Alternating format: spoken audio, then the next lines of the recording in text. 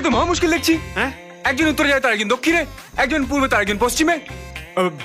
আমার মনে তোরা এক বাপের ছেলে নয়। এই চামচিকে, তোকে ভাড়াটে রেখেছি, ডিএনএ টেস্ট করার জন্য টাকা হয়নি। হ্যাঁ, কিরকম একটা অবদ্ধ ছোট লোক হয়ে গেছিস তুই।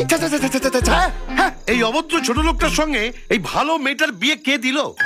ওই মেয়েটার মুখ থেকে বুঝতে পারেনি এর স্বামী এরকম অভদ্র ছোট লোক, হারামজাদা টাইপের লোক হতে পারে। বাবা, এইসব কথা বলার কি দরকার? মানে ওদের ফ্যামিলি ম্যাটারে আমাদের তো ঢোকার কোনো দরকার নেই, তাই না? এই শোন শোন, সোজা মালপত্র নে আর গেটের থেকে বেরো। অভদ্র ছোট লোক, আউট আউট আউট। এই চুপ চুপ, তখন থেকে আমি বেরিয়ে বেরিয়ে বলছিস। আবে গৌরীশঙ্কর, এটা কি তোর বাপের জমিদারে পেয়ে গেছিস? যখন তোর ইচ্ছা হবে রাখবি, আর যখন তোর ইচ্ছা হবে আমাকে ভাগাবি। হ্যাঁ, আমি অভদ্র, আমি ছোট লোক। আর কি বললি যে আমার মতো ছেলেকে কে মেয়ে দিল? তার আগে বল, তোর মতো চিটিংবাজকে